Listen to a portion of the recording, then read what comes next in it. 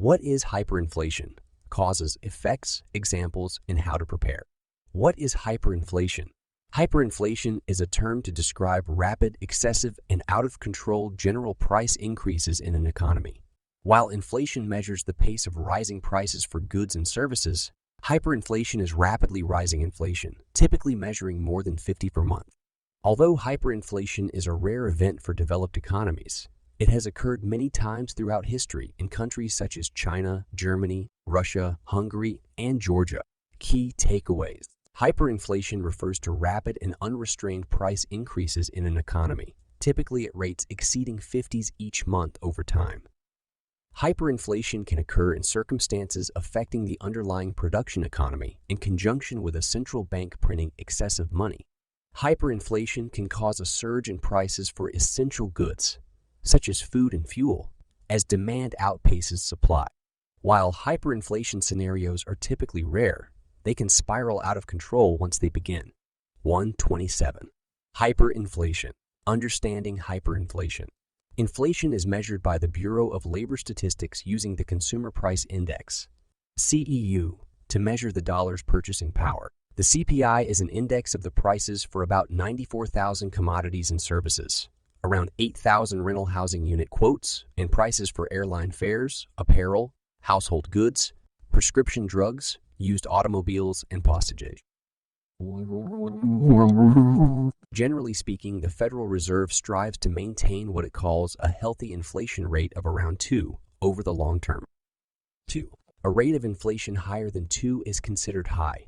Hyperinflation is an extreme case of inflation, not just a high inflation rate. Hyperinflation occurs when prices have risen by more than 50 per month. Daily increases might approach 200 or more when hyperinflation occurs. For comparative purposes, the U.S. inflation rate measured by the CPI has averaged about 2 per year since 2012, according to the Bureau of Labor Statistics. 3. For instance, imagine you always buy the same items at the grocery store. If the economy were experiencing a rising inflation rate of 5 per day, your grocery bill might rise from $500 per week to $675 the next week to $911 per week the following week, and so on. Causes of hyperinflation. Although several circumstances can trigger hyperinflation, here are the most common causes of hyperinflation. Excessive money supply. Central banks generally control the circulating supply of money. In circumstances that historically warrant an increase in the money supply, like a recession or depression, central banks can increase the amount of money circulating. The intent behind this action is to encourage banks to lend and consumers and businesses to borrow and spend. However, if the increase in money supply is not supported by economic growth, as measured by gross domestic product, GDP, hyperinflation can result. If GDP, the measure of an economy's production, isn't growing, businesses raise prices to boost profits and stay afloat. Because consumers have more money, they pay higher prices and feed inflation. If economic output continues to stagnate or shrink and inflation keeps rising, companies charge more, consumers pay more, and the central bank prints more money. A cycle of increasing inflation rates occurs, leading to hyperinflation. Demand. Pull inflation. Demand. Pull inflation is a scenario in which aggregate demand becomes too high for aggregate supply. This increases prices rapidly because there are not enough goods and services available to meet the increase in overall demand from consumers and businesses.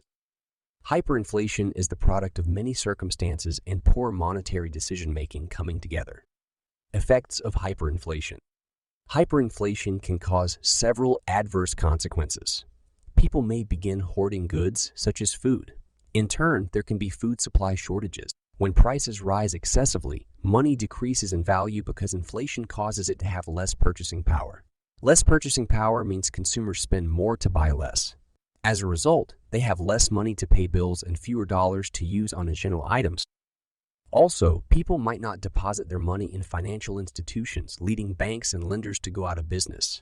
Tax revenues may also fall if consumers and businesses can't pay, resulting in governments failing to provide essential services.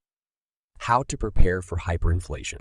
It's critical to remember that hyperinflation doesn't happen very often, especially in developed countries where a central bank focuses on reining in and controlling inflationary periods. However, there are some actions you can take to reduce the effects normal or high inflation have on your portfolio. A balanced and diversified portfolio can help you reduce losses through inflationary periods.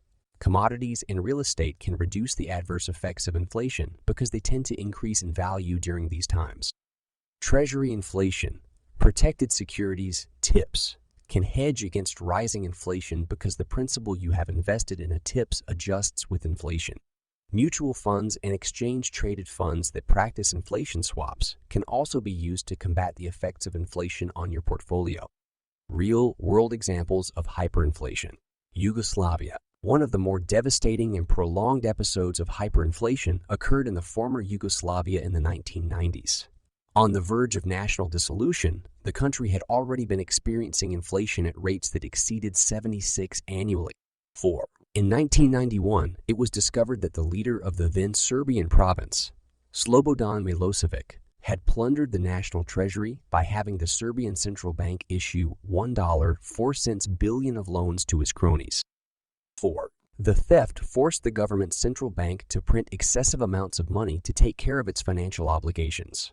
As a result, hyperinflation quickly enveloped the economy, erasing what was left of the country's wealth and forcing its people into bartering for goods. The inflation rate nearly doubled each day until it reached an unfathomable rate of 313 million per month. 5. The government quickly took control of production and wages, which led to food shortages. As a result, incomes dropped by more than 50%, and production crawled to a stop. Eventually, the government replaced its currency with the German mark, which helped to stabilize the economy. Hungary experienced hyperinflation after World War II. At the peak of Hungary's inflation, prices were rising 207 cents per day. 5. Zimbabwe. In March 2007, Zimbabwe entered a period of hyperinflation that equaled a daily rate of inflation of 90.80 until early 2009. 5. The country's hyperinflationary period began in 1999 after the country experienced several periods of drought and a following reduction in GDP. As a result, the country was forced to borrow more than it produced, and the government began spending more. It increased taxes to pay bonuses to Independence War veterans, became involved in a war in the Congo, and borrowed from the International Monetary Fund to improve development and living standards for citizens. The government began printing money to pay for the expenses, causing an inflationary rise, and residents began to move to other countries to escape the economy. By 2010, nearly 1.3 million people had left, and the economy was in shambles. 6. What will happen if there's hyperinflation? Hyperinflation doesn't occur without any indication. If economists see signs of hyperinflation well before inflation reaches 50s in a month, the Federal Reserve will implement any monetary policy tools allowed to ensure it doesn't happen. In the past, Federal Reserve Chair Paul Volcker raised rates to more than 21 to combat a rate of more than 14, leading to 2 recessions before inflation came under control. 7. Will the U.S. go into hyperinflation?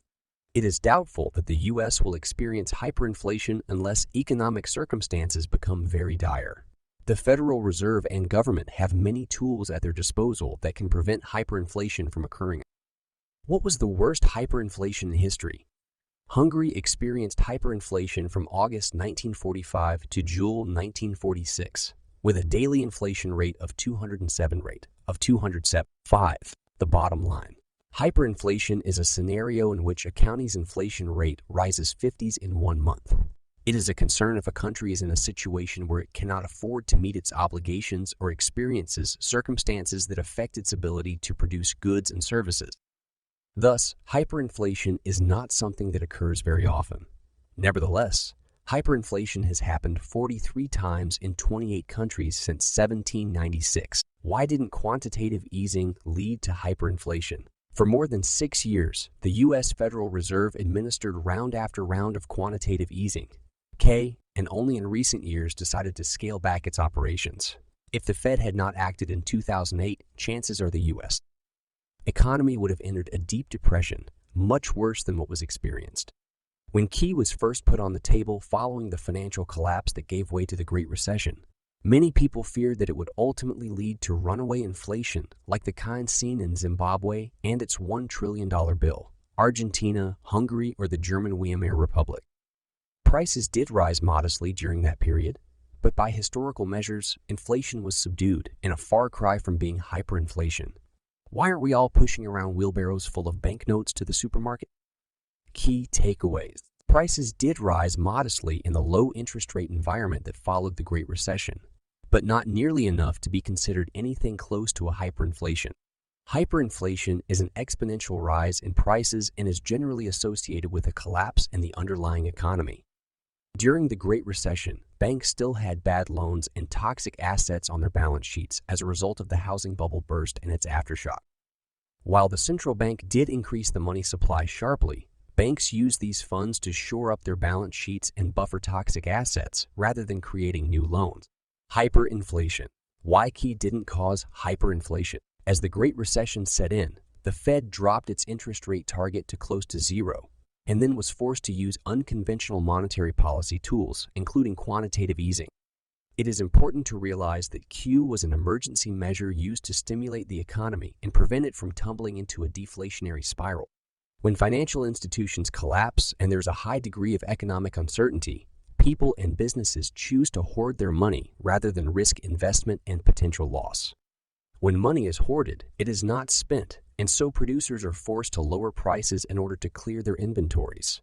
But why would somebody spend $1 today when they expect that prices will be lower, and their dollar can buy effectively more tomorrow? The result is that hoarding continues, prices keep falling, and the economy grinds to a halt. The first reason, then, why Q did not lead to hyperinflation is because the state of the economy was already deflationary when it began. After K-on, the Fed underwent a second round of quantitative easing, Q2. Here, the central bank undertook open market operations, OMO, where it purchased assets from banks in return for dollars. People won't risk investment losses when there is great uncertainty, and instead will hoard their money. The monetary base. It is true, the monetary base spiked during these initial rounds of K, but the second reason Key didn't lead to hyperinflation is we live under a fractional reserve banking system, whereby the money supply is more than just the amount of physical coins, paper money, and bank deposits in the system. The monetary base, or M0, is what most people think about when it comes to the amount of money in circulation. But banks are in the business of making loans with the deposits on hand. The money from those loans are then deposited back into the banking system and reloaned over and over again. This is the so-called money multiplier effect. If the multiplier is tanks, for every $100 deposited into a bank, up to $1,000 of new credit money is created through this mechanism. The M2 measure of the money supply, which includes the effects of fractional reserve banking and credit, was actually quite stable during this period. Below are graphs of the M0 and Men2 money supply measures. St. Louis adjusted monetary basis, Fred, Men2 money stock. So where did all the M0 money go if it wasn't multiplied through the credit system? The answer is that banks and financial institutions hoarded the money in order to shore up their own balance sheets and regain profitability. Banks still had bad loans and toxic assets on their balance sheets as a result of the housing bubble burst and its aftershocks. The extra cash on hand made their financial picture look a whole lot better. As the economy has recovered and the Fed has begun tapering its interventions, the money being held by banks is being returned to the Fed slowly in the form of interest payments on the debts purchased during Q. Meanwhile, the U.S. economy on the whole has remained productive and growing. What is hyperinflation? Hyperinflation refers to rapid and large price increases in an economy. It is sometimes defined as inflation rates of more than 50s in a given month. What are some examples of hyperinflations? Although often hyped, hyperinflation is actually a rare event for developed economies. It has several times throughout history in places such as Germany in the 1920s, China in the 1930s, Hungary in the 1940s, Argentina in the 1980s, Russia and Yugoslavia in the 1990s, and Zimbabwe in the 2000s. What is the highest inflation rate seen in the U.S. so far? In 1778, the inflation rate for America's fledgling economy was close to 30. In 1917, during the height of World War I, PBI inflation reached 17. In 1980, during the oil crisis and stagflation, inflation stood at 13.5. The bottom line. Many feared that Q would spell hyperinflation for the U.S. economy following the economic crisis of 2008.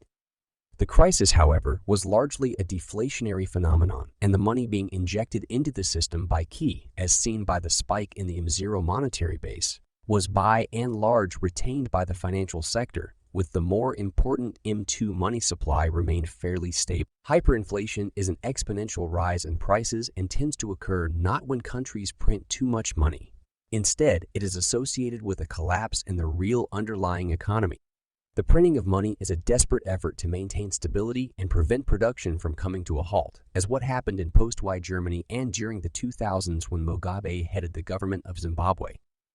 On the other hand, the U.S. economy remained productive during the period of the Great Recession and only saw very modest increases in inflation. Worst cases of hyperinflation in history. These countries top the list for worst inflation in modern times. Consumer prices in Venezuela grew at an astounding rate of more than 65,000 from 2017 to 2018, according to the International Monetary Fund. In fee by 2020, it had settled down to a mere 2360 annually. 2. Considering that central banks such as the U.S. Federal Reserve, Fed, and the European Central Bank, ECB, aim for annual inflation targets of around 2-3, Venezuela's currency and economy clearly were in crisis, and its people were in deep distress. And yet, Venezuela's crisis wasn't unique in modern history. The conventional marker for hyperinflation is 50s per month, first proposed in 1956 by Philip Kagan, a professor of economics at Columbia University. 3. Below, we review 3 other historical cases of hyperinflation, how they began, and how they ended. The primary source is the Routledge Handbook of Major Events in Economic History, edited by Randall Parker and Robert Waples. Key takeaways.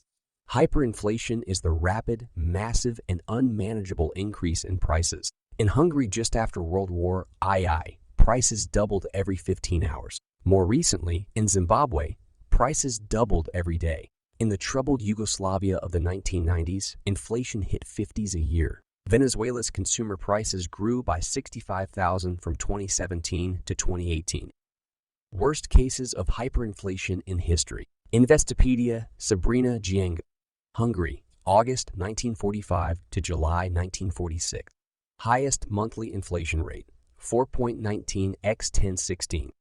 Equivalent daily inflation rate, 207. Time required for prices to double, 15 hours. 4. Currency. Pengo. Hyperinflation is generally seen as a consequence of government ineptitude and fiscal irresponsibility. The hyperinflation of post-war Hungary was apparently engineered by government policymakers as a way to get a war-torn economy back on its feet. The government used inflation as a tax on its citizens to help pay its post-war reparations and make its payments to the occupying Soviet army. Inflation also was meant to stimulate aggregate demand in order to restore productive capacity. 5. Government moves to restore industrial capacity. World War II had a devastating effect on Hungary's economy, leaving half of its industrial capacity destroyed and its infrastructure in shambles. 4. This reduction in productive capacity arguably created a supply shock that, combined with a stable stock of money, sparked the beginning of Hungary's hyperinflation. Rather than try to dampen inflation by reducing the money supply and increasing interest rates, policies that would have weighed down an already depressed economy, the government decided to channel new money through the banking sector towards entrepreneurial activities. The hope was that this would help to restore productive capacity, infrastructure, and economic activity. The plan was apparently a success, as much of Hungary's pre-war industrial capacity was restored by the time price stability finally returned with the introduction of the forint, Hungary's new currency, in August 1946. 4. Zimbabwe, March 2007 to mid-November 2008. Highest monthly inflation rate, 7.96 x 1010. Equivalent daily inflation rate, 98. Time required for prices to double, 24.7 hours. 4. Currency. Zimbabwean dollar. Zimbabwe's economic system was in trouble long before its hyperinflation period began in 2007. The nation's annual inflation rate hit 47s in 1998, and the trend continued almost unabated until hyperinflation set 7. By the end of its hyperinflation period, the value of the Zimbabwean dollar had eroded to the point that it had to be replaced with various foreign currencies. 7. The U.S. hasn't experienced hyperinflation. The inflation rate reached 23 in 1920 and 14 in 1980. Note 1980, nowhere near the 50 benchmark for hyperinflation. The government watches inflation rates closely. When necessary, the Fed steps in to slow rising inflation using monetary policy. Until recently, U.S. inflation has averaged about 2 annually. Government abandons fiscal prudence. After gaining its independence from Great Britain in 1980, the Zimbabwe government initially resolved to follow a series of economic policies marked by fiscal prudence and disciplined spending. This resolve didn't last. By late 1997, the government's profligate spending began to spell trouble for its economy. Politicians were confronted by a growing number of challenges, including mass protests against higher taxes and large payouts owed to war veterans. 8. The government also faced resistance to its plan to acquire white-owned farms for redistribution to the nation's black majority. 9. In time, the government's fiscal position became untenable. A currency crisis began to unfold. The exchange rate depreciated due to numerous runs on the country's currency. This caused a spike in import prices, which in turn sparked hyperinflation. The country experienced cost Bush inflation, a syndrome caused by higher prices for labor or raw materials, or both. Things got worse in 2000 after the impact of the government's land reform initiatives reverberated through the economy. Implementation of the initiative was poor and agricultural production suffered greatly for several years. Food supplies were low, sending prices spiraling upward even higher. Zimbabwe implements tighter monetary policy. The government's next move was to implement a tight monetary policy. Initially deemed a success because it decelerated inflation, the policy had unintended consequences. It caused an imbalance in the country's supply and demand of goods, generating a different kind of inflation called demand pull inflation, the upward pressure on prices that is caused by supply shortages. Zimbabwe's central bank continued to try various ways to undo the destabilizing effects of its tight monetary policy. These policies were largely unsuccessful. By March 2007, the country was experiencing full-blown hyperinflation. It was only after Zimbabwe abandoned its currency and started using foreign currency as a medium of exchange that the country's hyperinflation diminished. Yugoslavia, April 1992 to January 1994. Highest monthly inflation rate, 313 million. Equivalent daily inflation rate, 64.6. Time required for prices to double, 1.41 days. 4. Currency, dinar. Following the disintegration of Yugoslavia in early 1992 and the outbreak of fighting in Croatia and Bosnia-Herzegovina, monthly inflation would reach the benchmark for hyperinflation of 50 in the new Federal Republic of Yugoslavia, formerly known as Serbia and Montenegro. 76. The annualized inflation rate in Yugoslavia from 1971 to 1991. The initial breakup of Yugoslavia sparked hyperinflation as inter-regional trade was dismantled, leading to declining production in many industries. Further, the size of the old Yugoslavia's bureaucracy, which included a substantial military and police force, remained intact in the new Federal Republic, despite the fact that it now comprised a much smaller territory. With war escalating in Croatia and Bosnia-Herzegovina, the government opted out of reducing this bloated bureaucracy and the large expenditures it required. Government inflates money supply. Between May 1992 and April 1993, the United Nations imposed an international trade embargo on the Federal Republic. 12.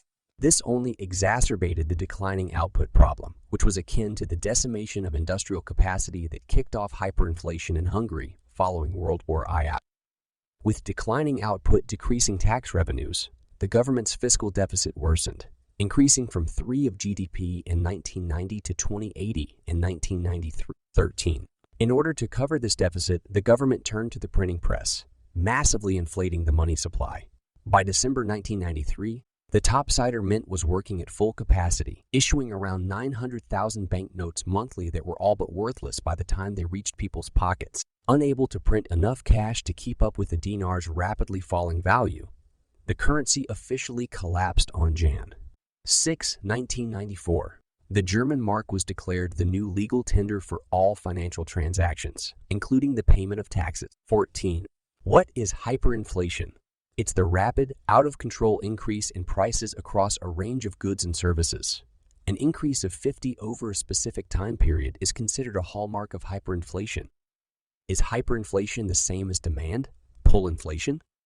No, demand pull inflation is a common type of inflation where the rise in prices is caused by too many dollars chasing too few goods. There's more demand than supply. It's generally a more mild inflation than hyperinflation. What are some effects of hyperinflation? The misery of hyperinflation can be terrible. Food prices can leap from month to month or more frequently. People may begin to hoard necessities, including food. Supply shortages can occur. The cash people have loses value quickly. Savings erode. Important purchases may have to be deferred. Families and businesses may not be able to pay their bills. Economic activity slows. This can all lead to personal bankruptcies and business failures. The standard of living for many people can plummet. The bottom line: hyperinflation has severe consequences for the stability of a nation's economy, its government, and its people. It is often a manifestation of crises that are already present, and it reveals the true nature of money. Rather than being just an economic object used as a medium of exchange, a store of value, and a unit of account, money is a symbol of underlying social realities. The stability and value of money depend upon the stability of a country's social and political institutions.